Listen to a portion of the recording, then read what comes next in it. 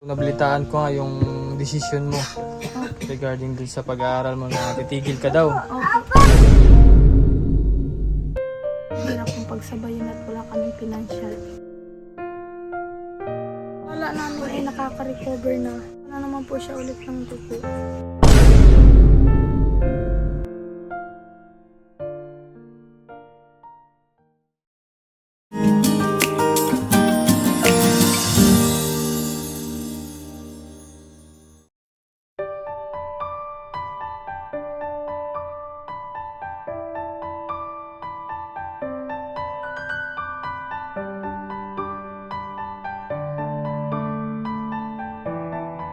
So isang mapagpalang araw sa inyo lahat. So ngayon po nagbabalik tayo dito kay na Janela, scholar po ng Pugumbihero Team Mindoro. So may nabalitaan po tayo regarding po sa pag-aaral niya. Nga naging ganun yung desisyon niya. So nandito tayo kay na Janela. Kamusta ka na? Ayos naman po. So nabalitaan ko nga yung desisyon mo regarding dun sa pag-aaral mo na titigil ka daw. Okay. Pansamantala po muna akong natigil sa pag-aral dahil ang hirap kong pagsabayin at wala kaming financial. So ano ba yung nangyari sa asawa mo? Kala ko ba ano? Eh yun nga po, Nakaka-recover na. akala namin ay nakaka-recover na. Ay syempre, wala din po kami. Eh yung gamot niya po hindi namin ma-maintain. Eh di ilang buwan po siyang, mag-isang buwan po siyang hindi halos nakapag-inom ng gamot. Pero ano ba yung nangyari kay Mr. mo? Nagsuka na naman po siya ulit ng dugo. Nauubo siya ngayon eh. Oo. May TB ba siya? Hindi ko po alam eh. Ang sabi po nung pinagpa-check up namin sa sa center po, sabi po ay may pulmonya daw po siya. Tapos, Tapos napagpainom po siya ng gamot. Ay po naman kami. pero nag-try kayo sa center pumunta. Opo. Nabigyan kayo ng gamot. Isang beses lang po yun. Katulad At nito, yung iba no? yung reseta po. Oh, narinig ko yung bagubo ni Edmond. Narinig ko yung bagubo ni Edmond. Parang, nahihirapan talaga siya umubo. Punta kayo ng Manila, magtatrabaho ka dun, yun ang plano mo. Opo. Para din po sa gamutan niya at check up po ulit namin dun siya. Para alam po kung ano talaga yung pinakang napagmulan ng pagsusuka ng dugo. Pagi sa Maynila, may tulong. Sino? Yung kapatid po niya, tulungan naman po ako sa ng mga gamot. Eh, dito po kasi wala talaga. Tapos napasok pa po ako, wala magbantay kay Nini.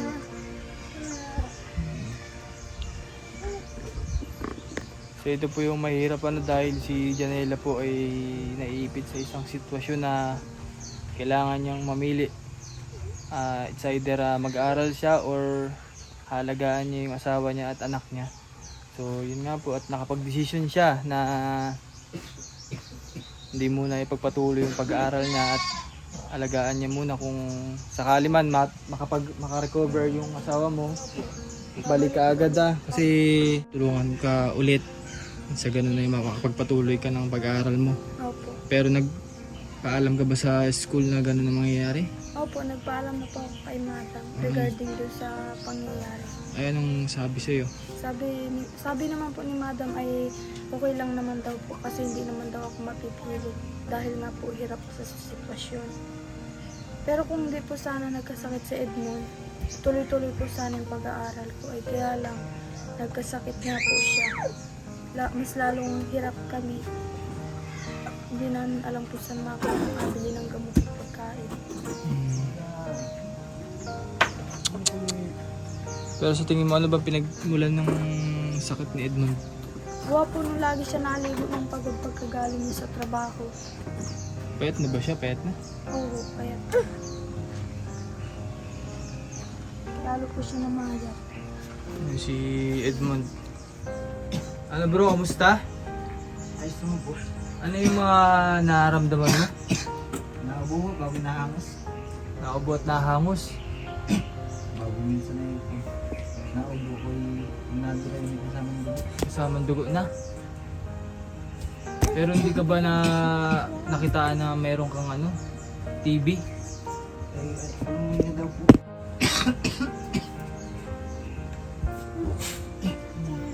Sa TV, negative naman daw.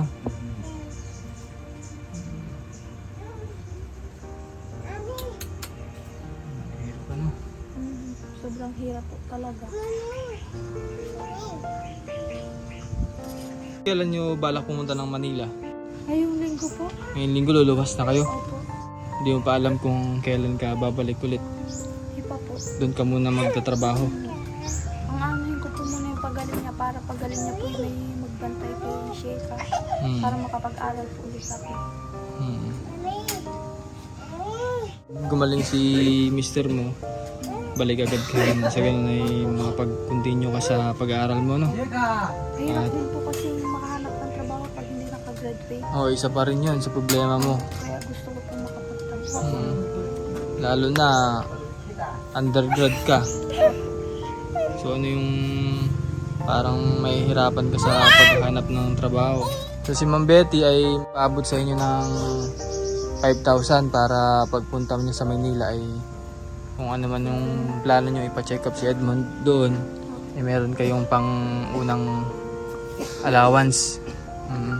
So ibibigay po natin. So yung mga kababayan at si Janela po ay pansamantala munang titigil. At yun nga po, nakakapanghinayang dahil isa po siya sa maayos na estudyante ng Pugimbero Team Scholar na pinapaaral ni Ma'am Betty. Isa po sa mga hinahangaan po namin dahil napakagaling po ng batang ito, pero yun nga po yung sitwasyon niya ngayon ay kailangan niya munang isang tabi niya muna yung pag-aaral niya para sa kanyang pamilya. So sana makarecover agad yung asawa mo nang sa ganun ay makapagpatuloy ka sa pag-aaral mo. Tulungan niya rin yung sarili niya para makarecover yung katawan niya, no? Na mapabilis. Sana iwasan muna yung pagbibisyo. Sa ganun ay mabilis yung recovery ng katawan niya. So may bibigay po tayo kay Janela na pinapaabot po ni Ma'am Betty na 5,000 para po kung ano man po yung gagawin nila sa Manila or magpapacheck up nang may budget po sila agad na agaran na pangailangan nila. Ito po ay 5,000 galing po kay Ma'am Betty. 2 3 4 5 5,000 po. May message ka ba? Ayan po, gusto ko lang po magpasalamat kay Auntie Betty kasi hindi niya kami pinababayaan. Unexpected ko po talaga na may darating na blessing sa akin. Kasi paalis na po kami pero nagpadala pa po siya ng blessing para po sa pangbili ng gamot ni Edmond. Sobrang thankful po ako sa inyo. Sana po marami pa kayong natulungan. Pag gumaling na po si Edmond, pangako ko po na babalik agad ako sa pag-aaral ko. Kasi ayoko naman pong pasahin kayo. Ayoko sirain yung tiwala niya. Salamat po ulit. God bless po. Yun guys, at yun po yung pinaka-desisyon niya. Respetuhin na lang po natin para din sa kanyang pamilya. Sa ganun ay maalagaan niya ng maayos yung anak niya. Dahil yung ama niya po ay nasa bundok at hindi rin po matutulungan kung ano man po yung sitwasyon ngayon ni Janela. So ang tangi lang po makakatulong sa dalawa, sa kanilang pamilya ay yung pamilya po sa Maynila. Tama ba ako, Janela? Yung ate ba ang pupuntahan niyo doon? Nanay po niya. Nanay niya? So tinanggap ba kayo doon? Okay naman po kami doon. Tinanggap po kami. Alam ba yung sitwasyon din ni Edmond dito? Opo. Kaya pinaluwas. Iyak. Hindi ko pa talaga akalain na magapadala ng tulong si Ate Betty.